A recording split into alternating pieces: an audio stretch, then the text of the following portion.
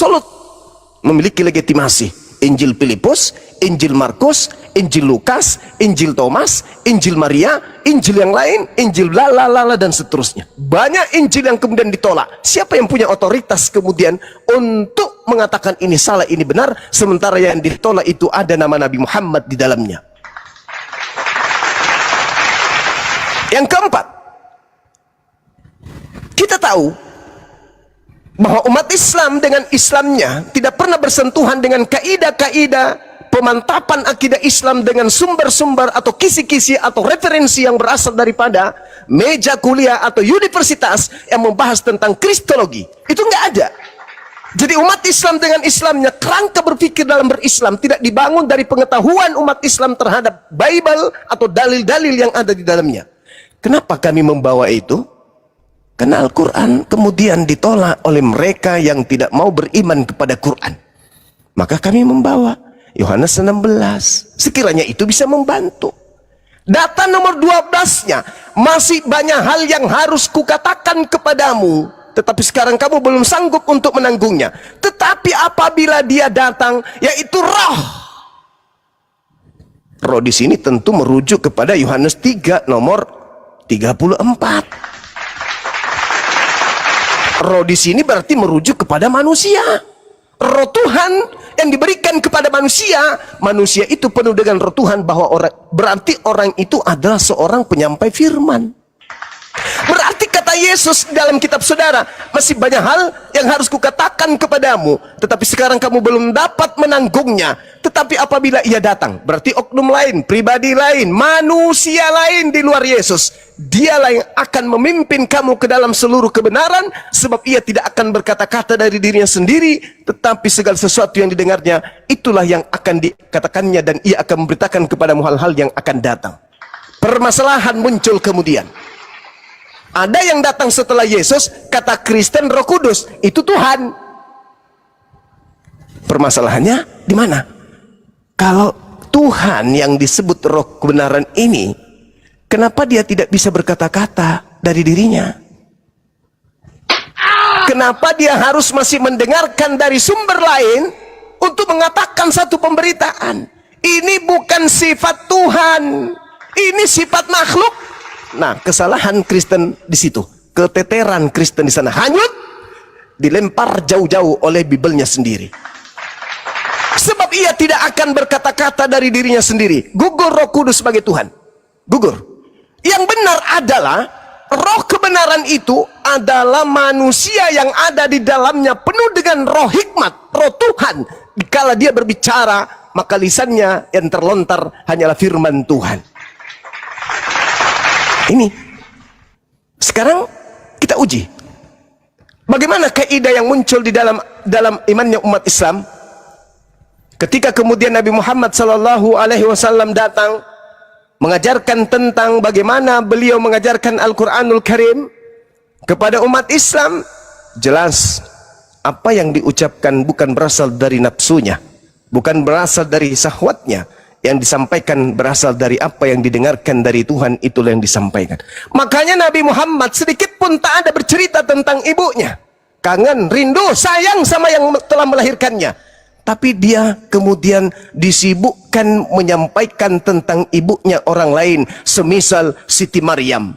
Bahkan dibuatkan satu surah, Nabi Muhammad sibuk menyampaikan risalah pengajaran kebenaran tentang seorang wanita yang bukan ibunya, yaitu Siti Maryam. Kenapa Al-Quran tidak ada sedikit pun bercerita tentang ibunya? Kenapa Al-Quran sedikit pun tidak bercerita tentang ayahnya? Karena Al-Quran diucapkan oleh Nabi Muhammad berdasarkan apa yang menjadi instruksi. Dia tidak berkata-kata dari dirinya sendiri. Pingin kali dia bercerita tentang ibunya, pingin kali dia bercerita tentang ayahnya, pingin kali dia bercerita tentang pamannya dan seterusnya. Tetapi lisannya tidak boleh kemudian bercerita tentang apa dari dirinya, melainkan dari apa yang diperintahkan untuk dikatakan dan disampaikan. Ini yang diterangkan oleh Nabi Yesus, Nabi Isa. Ini Ahmad, akan datang seorang Rasul Ahmad. Tapi ketika ia datang kemudian diolok-olok. Sedangkan dalam kaidah pendalaman materi Yohanes 16, Sebab ketika ia berkata-kata, tidak berkata-kata dari dirinya sendiri. Siapa itu? Roh Kudus. Berarti Roh Kudus bukan Tuhan. Gugur Tuhan kalian tuh. Kenapa? Ternyata dia masih mendengarkan instruksi dari yang maha besar daripada dirinya. Gugur, hancur lebur. Tetapi segala sesuatu yang didengarnya itulah yang dikatakannya. Dan catatan terakhir adalah dia roh kebenaran akan memberitakan kepadamu hal-hal yang akan datang. Paham tidak di situ? 1400 tahun silam telah menceritakan tentang adanya sidik jari, adanya embrio, cara kerjanya seperti apa, adanya air api di bawah laut, adanya bla bla bla bla bla, adanya bla bla bla bla. Sudah menceritakan hal-hal yang akan datang.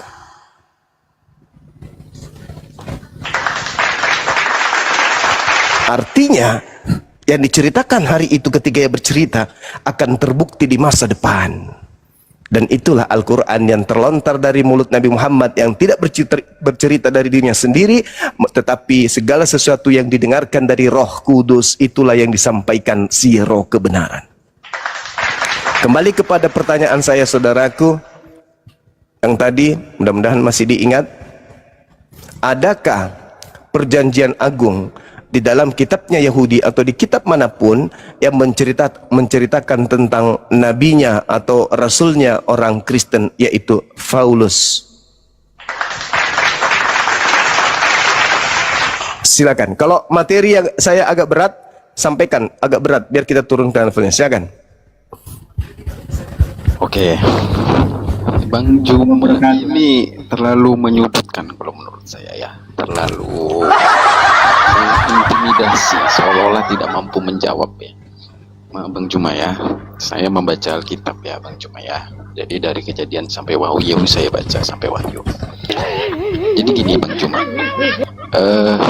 di Paulus, kalau berdasarkan ayat yang tadi saya bilang, untuk menjadi seorang nabi itu melalui mimpi, melalui suara yang datang, melalui penglihatan, dan itu memang terjadi pada saat Paulus akan melakukan perjalanan ke Damsyik di padang gurun. Itu kan terjadi, sudah terjadi, dan di beberapa bilik pun dia mendapatkan suara firman, itu sudah terjadi. Kalau untuk nama, penubuatan tentang namanya Paulus sendiri memang tidak ada tertulis. Oke. Yang kedua, Bang Juma tadi jawab bahwa Yesus itu hanya jalan dan yang maha besar Bapa. Kan saya sudah bilang bahwa memang Bapa di surga itu sang sumber, sang maha pencipta langit dan bumi. Cuman gini Bang Juma, perkataan Yesus di dalam Yohanes 14 ayat 6 itu kan tidak terjadi kepada Muhammad mengatakan seperti itu juga. Hanya Yesus yang mengatakan itu Bang Juma. Jadi menurut saya Bang Juma udah salah paham di sini. Bahwa saya setuju yang maha besar, yang maha tinggi itu Bapa. Yesus sebagai perantara tidak akan sampai kepada Bapa jika tidak melalui aku. Apakah Muhammad pernah bilang begitu? Kan enggak juga. Muhammad hanya bilang, inilah agama yang diridhoi, yaitu Islam, tapi tidak memberikan keselamatan, bahwa selamat itu melalui dia. Itu enggak Bang Juma ya. Perkataan itu enggak tertulis gitu loh Bang Juma. Oke. Kemudian lanjut, ditanggapi, silakan. Oke, baik. Mic-nya Pak Arum, nanti mic-nya agak dikondisikan. Apa dulu Gurunda? Oke. Saudaraku, Al-Quran datang di abad ke-7 menyatakan kepada kami umat Islam, jangan Islam yang umat Islam yang ada di Indonesia deh, yang ada di zaman Nabi Muhammad, yang jahil, yang kepadanya tak ada nabi diutus, yang padanya tak ada kitab suci. Disampaikan Al-Quran kepada mereka. Apa narasi Quran? Bismillahirrahmanirrahim. Walaqad ahzallahu mitsaqa bani Israil. Sungguh aku Allah benar-benar mengambil perjanjian dengan Bani Israel. Wa ba'atsna minhum 12 naqiban. Dan aku Allah pencipta langit dan bumi telah mengangkat 12 orang pemimpin di antara mereka. orang-orang Quraisy, orang-orang Arab, umatnya Nabi Muhammad yang bakal jadi umatnya pada saat itu hanya bisa usap dada. Oh, lagi-lagi Israel terus, Bani Israel. Mentang-mentang kita ini jahiliyah, hidup di zaman yang tidak ada peradaban, kita nggak pernah dianggap. Pencipta kita hanya memuliakan, hanya mengagungkan kemudian Bani Israel. Lalu Allah mengatakan, wa qalallahu inni ma'akum. Semakin terenyuh hati orang-orang jahiliyah. Malah pencipta kita bersama dengan Bani Israel. Sementara kita hanya bersama dengan berhala-berhala yang tak sanggup apa-apa ini. Tapi Allah menghibur dengan diutusnya Nabi Muhammad. Bukan menghibur hanya kepada bangsa jahiliyah, tapi menghibur alam semesta. Ayat selanjutnya mengatakan, ya ahlal kitab, wahai ahli kitab yang tadinya aku bersama dengan kalian, yang tadinya aku utus 12 raja pemimpin di tengah-tengah kalian. Qad ja'akum rasuluna. Kembali kepada yang tadi Al-Quran surah Ali Imran ayat 81. Allah membuat berita raba perjanjian agung akan mengutus seorang rasul penutup. Rasuluna yubayyinu lakum katsiran mimma kuntum tukhfuna minal kitab wa ya'funa an katsir. Qad ja'akum minallah nur wa kitabum mubin. Wahai ahli kitab, yang dimaksud di sini adalah yang tadi, yang 12 suku ini, yang dikasih kemudian kemuliaan. Allah bersama dengan dia sampai kepada tetes-tetes terakhir Yesus. Jalan kebenaran yang percaya akan selamat bla bla bla bla bla sampai pada titik itu. Meskipun pada akhirnya ajaran Yesus pun kemudian dipalingkan kembali. Lalu Nabi Muhammad diutus sebagai rasul dalam perjanjian Bait Raba, perjanjian agung yang tadi seorang rasul kepada bumi ini datang. Apa kata Allah kepada Bani Israel? Ya ahlal kitab, qad ja'akum rasuluna yubayyinu lakum katsiran mimma kuntum tukhfuna minal kitab wa ya'funa an katsir. Anda mengatakan mana Nabi Muhammad mengatakan akulah jalan. Bang, jalan untuk Bani Israel setelah nabiku datang itu sudah tertutup. Udah tertutup, gak ada lagi. Malah mereka diajak, diperintahkan untuk ikut kepada Nabi Muhammad. Ini ayatnya. Wahai ahli kitab, sungguh rasulku telah datang kepadamu menjelaskan banyak dari isi kitab yang kamu sembunyikan. Sampai-sampai Kristen hanya mendapatkan terjemahan-terjemahan doang, karena kau sembunyikan original teksnya dan membiarkan yang lain untuk tidak dijelaskan. Sungguh dia, Nabiku Muhammad, datang kepadamu berupa cahaya dariku, dan kitab yang dibawa itu adalah kitab yang menjelaskan. Yahdi bihil man ittaba ridwanahu subulas salam. Dengan Al-Quran yang dibawa oleh Rasulku Nabi Muhammad, aku pencipta langit dan bumi yang dulu pernah bersama dengan Bani Israel, akan menunjukkan kepada manusia-manusia yang mengikuti ridhanya menuju kepada jalan keselamatan, mengeluarkan manusia dari berbagai kegelapan dan menuju kepada cahaya dengan izinnya, dan menunjukkan manusia kepadanya jalan yang lurus. Tertutup sudah Bani Israel, udah selesai zamanmu. Sekarang sudah datang Rasulku menunjukkan kepada siapapun yang mengikuti keridaanku kepada jalan keselamatan, mengeluarkan siapapun dari berbagai kegelapan menuju cahaya dengan izinku, dan menunjukkan siapapun kepada jalan yang lurus dengan mengikut kepada baginda Rasulullah Muhammad sallallahu alaihi wasallam. Ada yang bertahan, oh nggak mau, kami nggak mau. Lalu ayat selanjutnya mengatakan apa? Laqad kafara alladziina qalu innallahu wal masih ibnu maryam qul faman yamliku minallah syai'a in arada ayyuhlikal masih ibnu maryam wa umma wa man fil ar jami'a walillahi mulkus samawati wal ar wa ma bainahuma yakhluqu ma yasha wallahu ala kulli syai'in qadir. Sungguh benar-benar kufur, terkutuk orang-orang yang berkata sesungguhnya pencipta langit dan bumi itu adalah Al-Masih anak Maria. Katakanlah wahai Nabi Muhammad, jika itu benar, siapakah yang dapat menghalang-halangi kehendak Allah sekiranya Allah hendak membinasakan anak tersebut yang lahir tanpa ayah dengan ibunya? Siapa yang bisa menghalangi aku untuk membunuh dia? Milikkulah kerajaan langit dan bumi dan apa yang ada di antara keduanya. Aku menciptakan apa yang aku kehendaki. Aku menghendaki menciptakan manusia tanpa ayah. Aku menciptakan manusia tanpa ayah dan ibu. Aku menciptakan manusia tanpa ibu. Aku bisa. Walillahi mulkus samawati wal ar wa ma bainahuma yakhluqu ma yasha. Apapun bisa aku ciptakan seperti apa yang aku kehendaki. Itulah yang terjadi.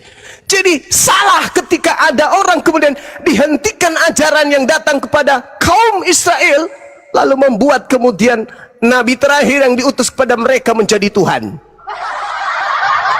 Sedangkan yang punya kaum yang padanya diutus seorang nabi yang lahir tanpa ayah, justru diminta untuk beriman kepada Nabi Muhammad, sebab Nabi Muhammad datang menunjukkan jalan kepada keselamatan, mengeluarkan manusia dari kegelapan, menunjukkan manusia kepada jalan yang bercahaya, dan menunjukkan kemudian manusia pada jalan yang lurus. Kembali kepada pertanyaan, saya kasih soalan supaya Anda boleh bertanya kepada saya pun boleh bertanya. Di dalam kitab Mazmur, data nomor Mazmur 58, data nomor 4 dan 5, di situ dikatakan begini. Sejak lahir orang-orang fasik telah menyimpang. Sejak dari kandungan ibunya pendusta-pendusta itu telah sesat. Pertanyaan saya, di sini Tuhan mengatakan penyesat itu sejak dalam kandungan ibu sudah tercetak. Ada pengakuan Paulus mengatakan, aku dipilih dari sejak dalam kandungan ibuku. Pertanyaan saya sederhana, Paulus dipilih sebagai apa dari sejak kandungan ibunya? Ingat, di dalam Mazmur 58, penyesat itu sudah dipilih dari sejak dalam kandungan ibunya. Paulus mengaku, aku dipilih sejak dalam kandungan ibuku. Kalau Anda ingin mengatakan dia dipilih sebagai nabi, sebagai rasul dari sejak dalam kandungan ibunya, kenapa dia tidak mendampingi Yesus pada saat Yesus penginjilan, sebagaimana Harun mendampingi kemudian Nabi Musa alaihissalam? Kenapa Paulus yang dipilih dari sejak dalam rahim ibu sebagai nabi dan rasul tidak mendampingi Yesus, malah menjadi musuh Yesus? Atau benar yang dikatakan Mazmur 58, penyesat sudah dipilih dari sejak dalam kandungan ibunya? Silakan Anda jawab sekali lagi. Kalau tidak ada nubuatan tentang Paulus, minimal saya tunjukkan satu nubuat. Mazmur 58 nomor 4, ada penyesat dipilih dari sejak dalam rahim ibu. Paulus mengaku dipilih dari sejak dalam rahim ibunya. Pertanyaan saya, Paulus dipilih sebagai apa dari sejak dalam rahim? Silakan. Oke, Bang Juma, thank you. Ini langsung ke pertanyaan Bang Juma ya. Bang Juma bawa data Mazmur 58. Oke, Mazmur 58 itu Bang Juma harus tahu dulu. Itu kan dari atasnya, dari data nomor satunya. Itu kan miktam dari Daud. Sungguhkah kamu memberi keputusan yang adil, hai para penguasa? Ini kan untuk penguasa, Bang Juma. Ini untuk penguasa, Bang Juma. Penguasa-penguasa, Bang Juma. Bukan untuk Paulus. Beda itu, Bang Juma. Jangan dibawa ke sana, oke? Jadi gini, Bang Juma ya. Jauh banget kalau bawa Mazmur, Bang Juma, untuk lari ke Paulus, karena itu udah melenceng jauh, Bang Juma ya. Memang perkataan Paulus ada bilang bahwa dia dipilih oleh Elohim dari kandungan, oleh Yesus Kristus dari kandungan. Gini Bang Juma ya, Paulus datang itu memang sudah tidak ini lagi ya, karena memang itu pada saat pertobatan dia ya, karena itu dia bertobat setelah bertemu Yesus di padang gurun. Kalau sebelumnya ya memang dia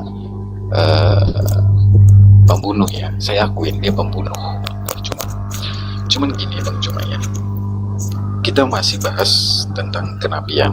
Oke, kita sandingkan Nabi Muhammad dengan Yesus ya. Saya bilang Bang Arum, mic-nya dikondisiin Bang Arum. Mic-nya makin jauh, terus jangan terlalu dekat ke. Oke, udah aman ini? Aman ya. Oke. Jadi gini Bang Juma, kalau kita melihat perbandingan antara Yesus Kristus dan Muhammad, setahu saya ucapan keselamatan itu hanya di Yesus. Saya membaca juga beberapa data hadis di Al-Quran yang menjanjikan keselamatan itu Allah, yaitu Tuhan, bukan Nabi Muhammad. Nabi Muhammad hanya penyampai firman dan menginformasikan bahwa agama yang diturunkan gitu ya. Agama yang diturunkan dia yaitu Islam untuk keselamatan, agama keselamatan yaitu Islam. Tapi Nabi Muhammad sendiri tidak pernah bilang bahwa dia adalah keselamatan, dia akan menyelamatkan manusia, itu nggak pernah. Tapi inilah agama yang benar, yaitu Islam, untuk menuju keselamatan kepada Allah, yaitu beragama Islam dengan mengakui Tuhan itu satu dan Muhammad utusannya. Tidak pernah Muhammad bilang dia akan menyelamatkan, itu nggak pernah Bang. Saya belum temuin Bang kalimat dari Muhammad sendiri. Jadi kalau bawa Mazmur Bang, itu kejauhan Bang. Abang harusnya nggak bawa itu. Kita coba buka di bentar ya. Kita buka di 2 Tesalonika Bang. Sama ada beberapa juga Wahyu di kitab Wahyu, karena disitulah cerita tentang Paulus Bang. Jangan ke Mazmur itu beda Bang. Kan saya udah bilang Paulus itu Rasul, bisa disebut juga Nabi karena ada yang menyebut dia Nabi. Itu Bang, beda nubuatannya Bang Cuma. Silakan. Oke, baik. Ini disaksikan ribuan mata memandang. Anda mengatakan janganlah dari Mazmur. Saya membahas Al-Quranul Karim masa praeksistensi kenabian. Itu yang kuminta. Lalu Paulus pun mengatakan hal yang sama. Aku dipilih dari sejak dalam rahim ibu. Pengakuan. Anda mengatakan itu untuk penguasa. Anda membaca sepintas sih soalnya. Begitu saya baca data, Anda langsung buka, Anda lihat apa yang harus saya akali di sini. Paulus itu penguasa. Sampai dia pengikutnya 2 miliar lebih. Dia diutus sebagai apa? Sebagai rasul, sebagai nabi. Oleh siapa? Oleh yang di belakangnya yang mengaku Yesus Kristus. Dia penguasa. Makanya Yesus mengatakan penguasa dunia telah datang dan sedikit pun tidak berkuasa atas diriku. Berarti ada penguasa dunia. Siapa mereka? Yang menjaring manusia dalam nama Yesus Kristus. Makanya Yesus mengatakan waspadalah kepada penjaring yang akan menyesatkan. Dengan memakai namaku dia akan menyesatkan banyak orang. Harus terimplementasi dalam kehidupan kita sebagai anak keturunan Adam. Adanya kelompok mengatasnamakan Yesus Kristus. Coba Anda lihat telah lagi. Sejak lahir orang-orang fasik telah menyimpang. Sejak dari kandungan para pembohong telah sesat. Ini nubuah. Sebagaimana Yesus berkata Lukas 24 nomor 44, harus tergenapi semua yang tertulis tentang aku di dalam kitab Mazmur. Harus berani kalau dia nabi, dan Yesus memang nabi. Saudara, kalau Anda mengangkat Yesus, itu adalah oknum yang segaris dengan Nabi Isa alaihissalam dalam konsep iman kami. Tidak perlu Anda membahas Yesus di sini, karena kami beriman kepada garisan yang sama terhadap Nabi Isa alaihissalam. Kami beriman. Seindah Anda mengukir tentang Yesus, seindah itu iman kami kepada Isa alaihissalam. Dalam tataran kebenaran berdasar ucapan Yesus, bukan ucapan Nabi Paulus. Yesus lurus. Apa buktinya? Segala firman, segala ucapan, segala ajaran telah aku sampaikan ke muridku. Mereka telah menerima. Alhasil, setelah menerima, lu siapa? Menurut murid lu. gue adalah utusan Tuhan. Menurut siapa? Menurut aku, lalu menurut Tuhanku, lalu menurut muridku. Udah selesai, titik. Tidak usah diganggu itu. Yesus Nabiullah Rasulullah ila Bani Israel, titik. Yang jadi masalah ini sekarang Kristen. Paulus, pendiri agama Anda, berkata di dalam kitabnya Galatia 1 nomor 15, tetapi waktu Dia yang telah memilih aku sejak kandungan ibuku, memanggil aku oleh kasih karunia-Nya. Ini yang memilih Paulus dari sejak dalam kandungannya ini yang harus Anda jelaskan. Siapa yang memilih Paulus ini dari sejak dalam kandungan ibunya, dan dia dipilih sebagai apa? Dia harus jelas. Harus jelas kemudian. Dia dipilih sebagai apa? Karena dia yang menerangkan dirinya dia sendiri. Di dalam Mazmur ada tertulis, penyesat, penipu, pendusta, itu sudah dipilih dari sejak dalam rahim ibu. Jauh naik ke atas, Kejadian 49, ketika kemudian Yakub memanggil anaknya bernama Benyamin, apa kata Yakub? Benyamin, ya ayah, kelak laku keturunanmu seperti serigala, pagi hari merampas, pak sore hari membagikan hasil rampasan. Turun kepada Nabi Daud. Nabi Daud juga menjelaskan, dari sejak dalam kandungan penyesat dipilih. Turun kepada Paulus, dari sejak dalam rahim aku dipilih. Paulus keturunan siapa? Benyamin. Benyamin nubuatannya apa? Keturunannya serigala. Yesus mengajak muridnya menjauh dan waspada kepada siapa? Serigala. Serigalanya datang pada kapan? Abad berapa? Abad 1. Datang kepada siapa? Murid Yesus. Siapa yang datang kepada murid Yesus? Paulus. Siapa yang membawa-bawa Taurat punya orang Yahudi kepada non-Yahudi Roma Yunani? Paulus. Apa kata Yakub terhadap Benyamin? Anakmu, keturunanmu kelak akan berlaku seperti serigala, merampok lalu membagikan kepada bangsa lain. Terjadi enggak? Terjadi. Kejujuran yang kita minta, karena pertaruhannya pindah keyakinan katanya tadi. Saya di Japri ini ada debat pindah keyakinan. Wah, bagus itu. Tentang apa? Terserah. Mau tentang nasi goreng, nasi basi, terserah. Yang penting lawan saya berakal. Nah, sekarang permasalahannya adalah ketika saya membacakan sebuah data, Nabi Ibrahim alaihissalam berdoa kepada Allah agar menurunkan Rasul, mengajarkan, mensucikan manusia. Lalu kemudian di dalam kitab Kejadian 12 nomor 3, yang memberkati Abraham akan diberkati oleh Tuhan pencipta langit dan bumi, dan olehnya keturunannya kemudian diberkati bumi ini. Saya sudah jelaskan, Anda tidak nyinggung. Sekarang lari turun lagi ke bawah, kita membahas tentang nubuah, tentang kenabian. Mana nubuatan tentang Paulus? Tak ada. Malah lari ke Tesalonika. Apa ini?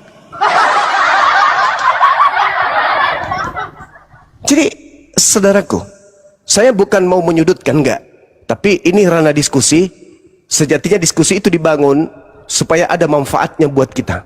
Setidak-tidaknya ketika Anda nanti di neraka, na'udzubillah min dzalik, saya doakan Anda semoga tidak ke neraka. Sekiranya Anda ke neraka, setidaknya Anda akan teringat dengan saudaramu Bang Zuma. Dulu ketika di bumi, saya pernah diingatkan oleh saudara Bang Zuma, tapi saya tidak peduli. Saya gengsi dengan itu. Sekarang permasalahannya sangat tipis sekali. Sederhana sekali. Dudukkan perkara pengakuan Yesusnya. Aku dipilih dari sejak dalam rahim ibu. Dipilih sebagai apa? Dan siapa yang memilihmu? Itu aja dulu. Kalau dia dipilih dari sejak dalam rahim ibunya, berarti sudah ada ungkapan-ungkapan sebelumnya. Mana ungkapan Musa? Mana ungkapan Nabi Ibrahim, Nabi Daud, Salomo? Mana tentang dia? Dia narak. Lalu kita ingin percaya begitu aja. Bagi orang yang berakal itu adalah sebuah kemustahilan. Silakan saudara kembali ke pertanyaan saya untuk yang keempat kalinya.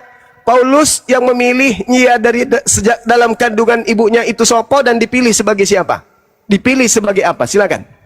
Ya, sebelum ke Arom, teman-teman jangan menghujat Arom ya. Kalau Arom dapat hidayah, kalian dosa kalau nggak minta maaf. Ya, Kalian dosa kalau nggak minta maaf. Ustadz Alif, Pak Desugi, assalamualaikum warahmatullahi wabarakatuh. Ya silakan Pak Arum. Waalaikumsalam warahmatullahi wabarakatuh. Waalaikumsalam warahmatullahi wabarakatuh. Gurundaku dan adindaku. Masya Allah, lanjut. Siap, lanjut. Oke, Bang Juma. Gak ada juga yang minta Bang Juma untuk percaya ya, untuk mempercayai Alkitab itu nggak ada juga. Kita kan diskusi ya Bang Juma ya, saling menjaga kesucian agama masing-masing ya, kesucian dari Alkitab masing-masing. Gini Bang Juma harus tahu beberapa ayat di Alkitab bahwa penyesat itulah orang yang antikristus, yang tidak mengakui Yesus datang sebagai Kristus. Itulah penyesat Bang Juma. Tidak tertulis di situ penyesat itu Paulus, tidak tertulis Bang Juma. Karena itu hanya narasi-narasi aja itu menurut saya Bang Juma. Kalaupun ada di perjanjian lama juga tidak tertulis bahwa penyesat itu Paulus. Itu nggak tertulis Bang Juma ya. Kalau Bang Juma tanya sejak dalam kandungan dia dipilih sebagai apa? Ya dia dipilih sebagai penyampai firman untuk nantinya sampai akhir hayatnya gitu loh. Tetapi memang sebelum mendapatkan pertobatan itu memang ada Paulus melakukan sesuatu di mana melakukan pembunuhan untuk pengikut-pengikut Yesus Kristus. Itu memang cuman setelah pertobatan bertemu dengan Yesus Kristus, dia menyampaikan firman Bang Juma, menyampaikan firman sampai dia mati gitu Bang Juma ya. Jadi memang dia sudah dipilih dari kandungan untuk menyampaikan firman sampai mati Bang Juma. Itu jawaban saya Bang Juma ya. Jadi kalau untuk penyesat itu Bang Juma, tertulis di Alkitab bahwa penyesat itu yang antikristus Bang Juma. Tidak tertulis di situ nama Paulus Bang Juma. Oke. Saudaraku, yang namanya nubuat itu tidak menyebut nama emang. Kalau dia menyebut nama itu bukan nubuat. Bang Juma tadi bilang ada nama Ahmad juga di nubuat. Gimana? Namanya Ahmad. Bang Juma tadi bilang dinubuatkan namanya Ahmad, berarti nyebut nama juga. Nabi Isa alaihissalam menceritakan tentang sifat dalam Al-Quran surah As-Saff. Oknumnya Nabi Muhammad, sama seperti roh kebenaran, karakter. Siapa yang memiliki karakter sebagai roh yang membawa kebenaran? Nabi Muhammad. Lalu kemudian saudara, ketika kita berbicara tentang antikristus, Anda mengatakan itu tadi. Jadi kita kemana-mana ini terkait tentang tidak disebutkan sebuah nama, lalu Anda mengatakan dia dipilih. Di mana dia dipilih? Siapa yang memilihnya dan dipilih sebagai apa? Antikristus itu pertama harus dipahami dulu, Kristus itu apa? Kristus misalnya air. Orang yang mengatakan air itu adalah pasir, berarti orang itu anti air. Dalam arti kata, dia anti terhadap air, dia benci terhadap air, sehingga air pun dikatakan pasir. Kalau ada yang mengatakan kemudian Kristus itu adalah Tuhan, berarti dia anti terhadap Kristus. Mungkin Anda agak sedikit bingung. Begini, Kristus itu adalah manusia yang diurapi Tuhan. Berarti manusia oknumnya yang mengurapinya adalah Tuhannya, bukan Kristus itu yang Tuhan. Kristus adalah manusia yang diurapi Tuhan. Ketika ada orang yang menyembah Kristus, berarti dia kemudian anti terhadap Kristus. Kalau ada orang yang mengajarkan menyembah kepada Kristus, berarti definisi Kristus harus dia rubah. Kristus adalah Tuhan yang diurapi Tuhan. Lucu jadinya. Ada Tuhan, diurapi Tuhan. Jadi sedeng kita dibuatnya. Katanya Tuhan satu. Tapi kok ada Tuhan mengurapi Tuhan. Jadi yang betul adalah Lukas 1:31, Yesus lahir sebagai manusia. Hoios dalam bahasa Yunani. Artinya Kristus yang lahir ini adalah manusia. Yohanes 1:51, malaikat turun naik menyampaikan firman kepada anak manusia yang adalah Kristus. Berarti Kristus adalah manusia. Yohanes 3 nomor 13, anak manusia naik ke surga, naik ke langit. Anak manusia naik ke langit. Siapa dia? Kristus. Berarti Kristus adalah anak manusia. Markus 24 nomor 62, anak manusia duduk di sebelah kanan Tuhan. Anak manusia ini Kristus. Kristus berarti Kristus adalah anak manusia yang diurapi, yang duduk di sebelah kanan Tuhan. Jadi yang antikristus adalah yang menyembah Yesus, yang menuhankan Yesus. Kenapa mereka menuhankan Yesus? Karena Kristusnya Yesus dibuang, dikubur dalam-dalam supaya dia bukan manusia. Anda baca Galatia 1 nomor 1, nomor 11, nomor 12. Aku Paulus menerima Injil bukan dari manusia. Kristusnya dibuang. Tapi dari mana, Bang? Dari Yesus. Berarti Kristusnya dibuang. Yang disembah adalah Yesus. Berarti yang antikristus benar berdasarkan 2 Yohanes 1 nomor 7.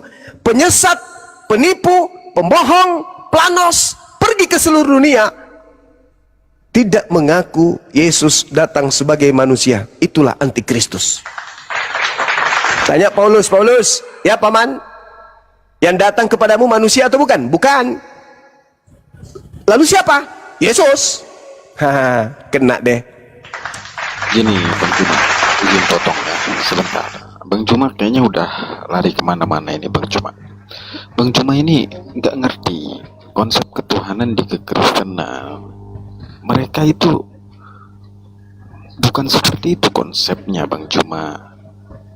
Kita tetap menyembah Bapa, Sang Sumber Bang Juma, di gereja pun melalui Yesus Kristus Bang Juma. Memang benar penyesat itu yang tidak mengakui Yesus datang sebagai manusia.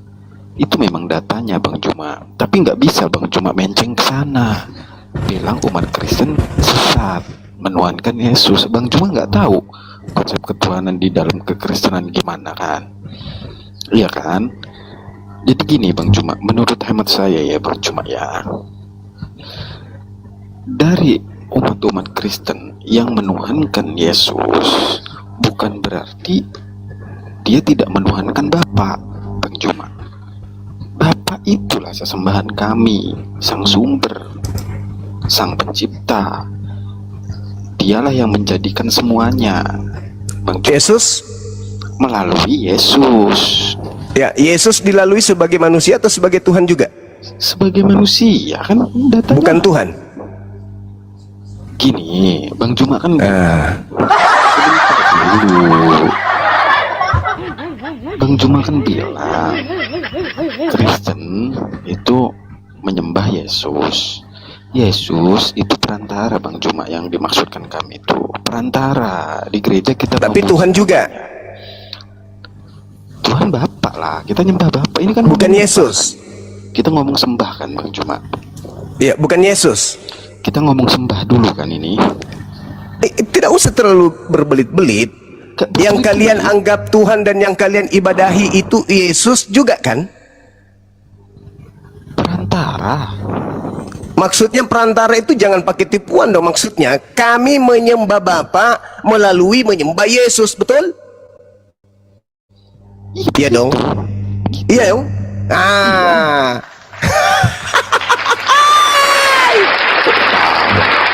Iya. Saya menyembah bom-bom, atau Anda kemudian menyembah Yesus, tetapi Anda mengatakan saya menyembah Bapa loh, cuma melalui Yesus. Ya memang begitu, sesuai datanya.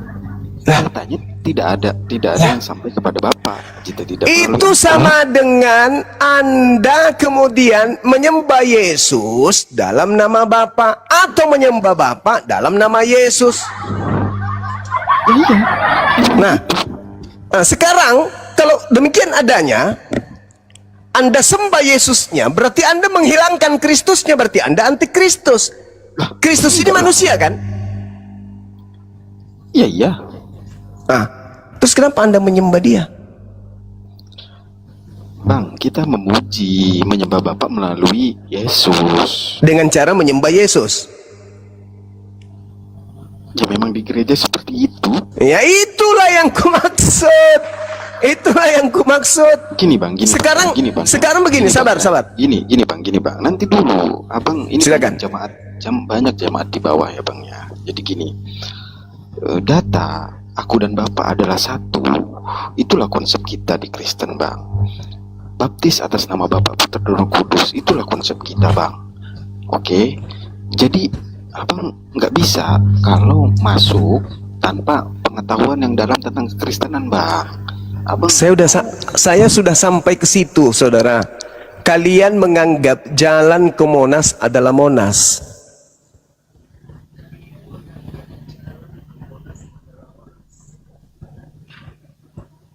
Itu tidak akan sampai kepada Monas tanpa melalui jalan. Maka jalan juga adalah Monas. Kan gitu. Itu yang ada di Kristen. Bang Juma ini kalau kayak gitu caranya melintir itu bang namanya bang. Jalan kepada Monas, apakah Monas? Ya bukan. Bukan. Jalan menuju kepada Bapa, apakah Bapa? Iya bukan. Bukan. Jalan kepada Bapa, apakah Tuhan? Ini bang Juma ya. Bentar dulu. Ya. Kan tadi saya udah bilang di dalam kekristenan jamaat mengetahui data aku dan Bapak adalah satu. Iya. 13. Monas dan jalan adalah satu. Sebentar. Tidak ada yang sampai kepada Monas tanpa melalui aku. Bentar Maron, jangan marah Maron. Jemaat Maron di bawah banyak loh, jangan marah. Iya makanya abang Juma ini terlalu melintir ayat kalau kayak gitu. Bentar. Sebentar dulu. Lanjut. Oke, kan saya udah bilang, yang saya pelajari konsep kekristenan adalah Yohanes 1 ayat 1, Yohanes 13 ayat 13, kemudian ada namanya itu amanat agung. Itulah yang kita pegang bang, yang kita tahu, itu yang kita perdalam. Jangan abang bawa kemana-mana itu ayat. Abang terlalu melencengin kemana-mana, itu namanya melintir bang. Sebenarnya konsepnya nggak seperti itu. Kita Jadi konsepnya coba ceritakan konsepnya gimana? Oke, kita di gereja memuji Yesus untuk sampai kepada Bapa. Gitu bang. Jadi melalui Yesus Kristus. Gitu bang. Jadi Oke, simpel aja dulu. Anda Yesus duduk di sebelah kanan Bapa. Itu berarti kan sudah menyatu di sana bang. Nggak mungkin di sana jasad manusianya. Oke. Coba Anda uraikan ke saya terkait dengan konsep Anda tadi memuji Yesus untuk sampai kepada Bapa, antara jalan menuju Monas dengan Monasnya. Coba. Kenapa jadi ke Monas sih bang? Lah kan berbicara mengenai tujuan akhir. Itu tujuan akhirnya kan hidup yang kekal bang. Ya betul. Dengan jalan menjadikan Yesus ini sebagai apa? Iya, kita bawa di gereja bukan untuk menyembahnya, Bang, tapi melalui dialah, melalui nama dialah kita untuk sampai kepada Bapa, Bang. Dengan cara menyembah Yesus. Gimana, Bang, ini ya? Karena yang kelihatan kan Yesus di dunia, Bang. Berarti Yesus diibadahi kan? Nggak gitu konsepnya, Bang. Loh, aduh. Anda tahu tidak, saudaraku? Anda tahu tidak, Bandara Sultan Hasanuddin dari kota Makassar adalah jalan menuju Monas, betul? Terus Kalau saya ke Bandara Hasanuddin memuji-muji atau kemudian teriak-teriak di sana, sujud-sujud di sana, bernyanyi-nyanyi di sana, memuliakan kemudian Bandara Hasanuddin dengan menyebut kemudian Monas, saya dikategorikan oleh penduduk Makassar sebagai orang apa?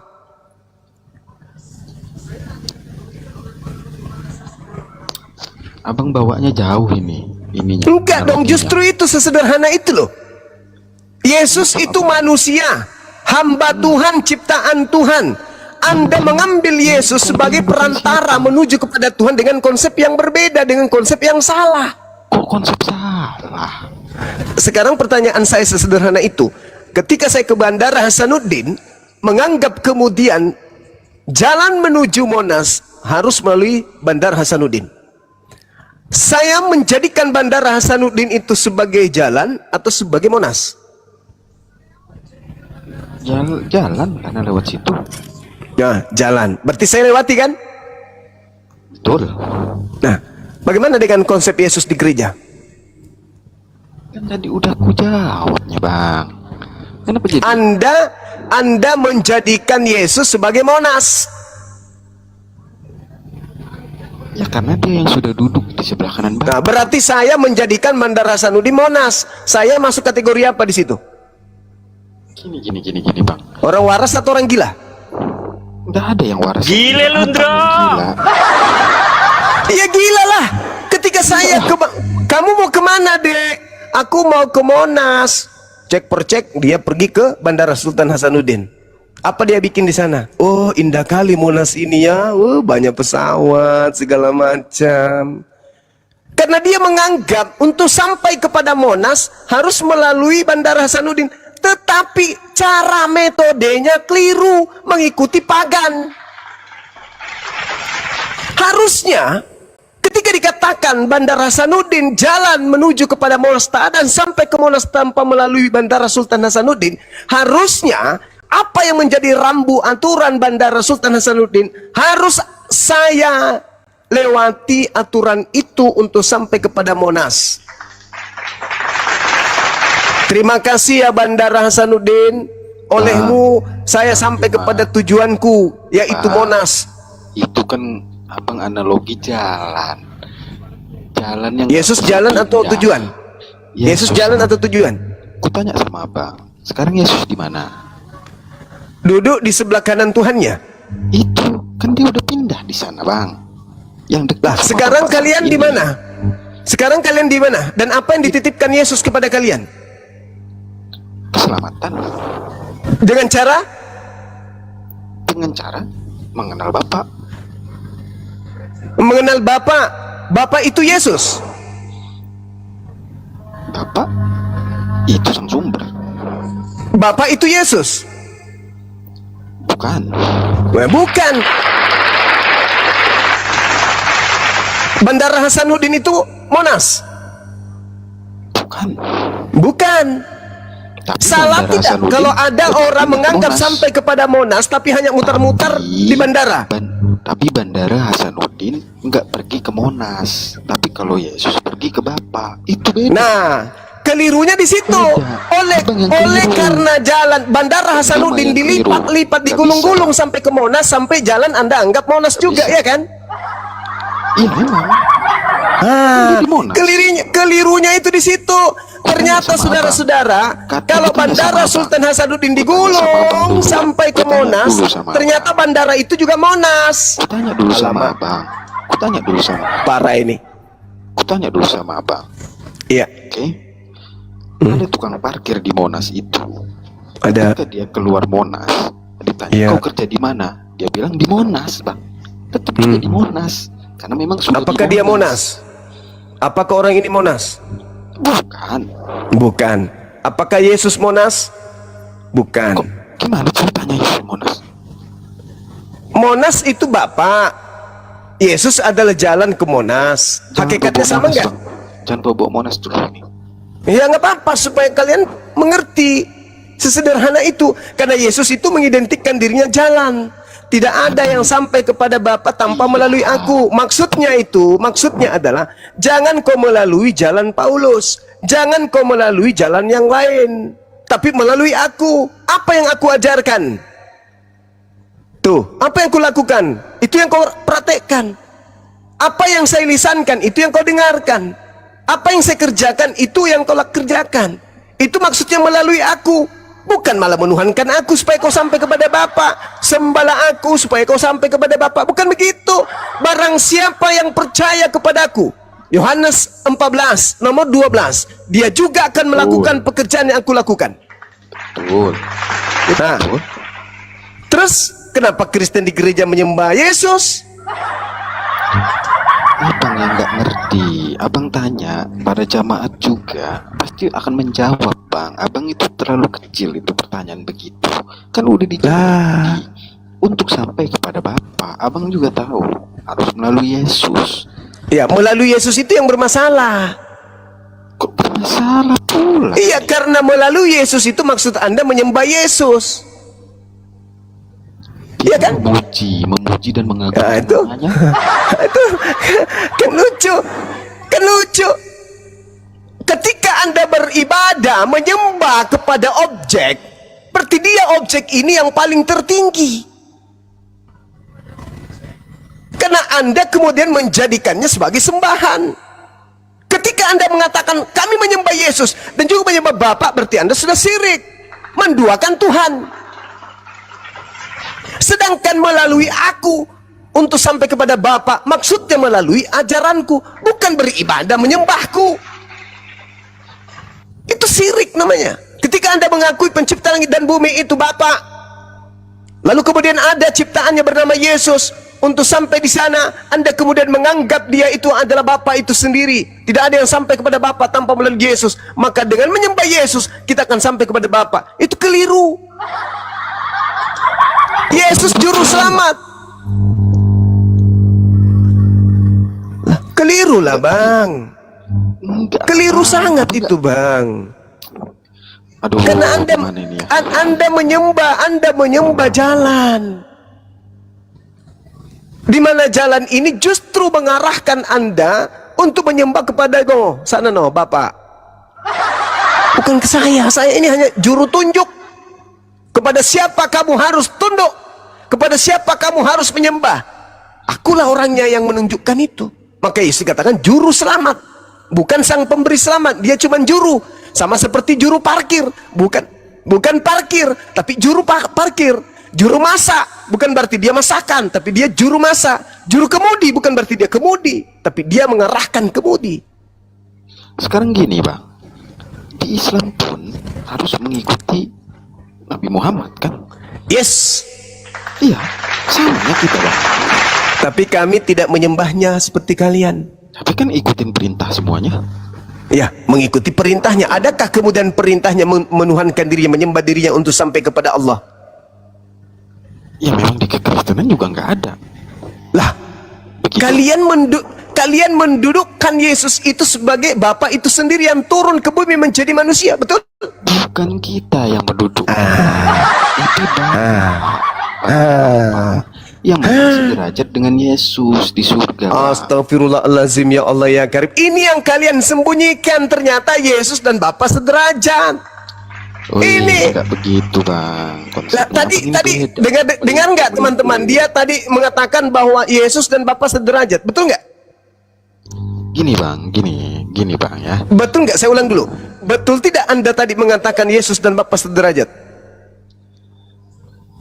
Gini bang, ketika dia di surga, itu kan dia di sebelah kanan Bapa. Memang dia penghuni surganya bang. Dia menyiapkan rumah di surga untuk kita yang percaya kepada Yesus. Untuk kita, untuk kaumnya Bani Israel, jangan kita. Yesus setiap gitu. berkata itu bukan untuk kita, nggak ada untuk Enggak kita. gitu bang, ajaran Untuk Tuhan kaumnya. Enggak, ajaran Tuhan itu untuk semua umat manusia bang.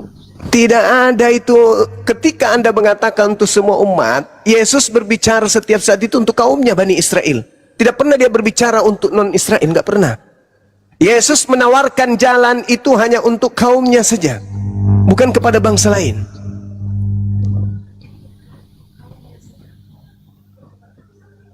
Tapi tadi Anda sudah membuka rahasia Anda kok. Enggak, bukan ya. Anda sudah membuka tadi, Anda Bukan, mengatakan sederajat. Enggak ada saya gitu. Gini. Bukan. Abang cuma yang pelintir omongan. Jadi sudah benar, konsep yang kalian sembunyikan itu jalan menuju Monas adalah Monas, Bandara Sultan Hasanuddin adalah Monas. Udah selesai. Sederajat kan? Gini maksudnya itu bang, gini ya. Segala sesuatu yang diinginkan Bapa kan memang melalui Yesus Kristusnya, yang Sang Firman itu sendiri, untuk disampaikan kepada umatnya bang. Masalahnya di Saudara, mana? Anda menyetarakan, mensederajatkan Yesus yang manusia ciptaan dengan pencipta langit dan bumi. Gak ada saya bilang gitu bang. Alamak. Udahlah, anggap saja Selamat tidak. sore. Ada apa dengan sore bang? Iya, karena mulut kau itu menghina terus Kristen. Hah? Apa? Ini parah nih. Bukan parah. Dari tadi saya dengar terus si Juma ini mungkin anak babi, dia ini anak binatang. Bapak, Iya bapakmu gua kan. menyembah makhluk yang mati dengan jalan Iya, kutuk nggak ada itu. urusan bapakmu di situ. Uruslah agamamu. Enggak, Ya. saya tanya. Menyembah manusia yang mati dengan jalan kutuk di atas Itu salib nggak ada urusanmu situ babi. Nggak ada urusanmu. Biar aku jawab. Urusan Kristen itu dia Diam Ini kau gimana sembah Bro setan Dali? segala Turunin, macam, jangan nggak ada Jangan, urusanmu. jangan diturunin, moderator jangan diturunin, biarin. Gini. Jangan turunin. Itu anak babi itu, binatang itu. Sebentar leman. Hanya menghujat saja terus dia. Jangan kau buat malu di sini. Sebentar leman. Bukan manusia itu, anak binatang itu. Menghujat Kau yang terus binatang. dia. Kalau kayak gini kau yang binatang jadinya. Diam dulu. Jangan turunkan dulu, biar bicara Iya, kami. Diam dulu. Bang Leman, Sampai ini di yang mana nonton dia? banyak jemaat gereja loh. Yang Diam nonton dulu, banyak jemaat Leman. gereja loh. Banyak Jadi jemaat jangan uruslah agamamu Islam itu. Kami urus agama Kristen. Dulu, Leman. Jangan terus Woi, menghina terus kau. Iya, udah diam. Baik binatang.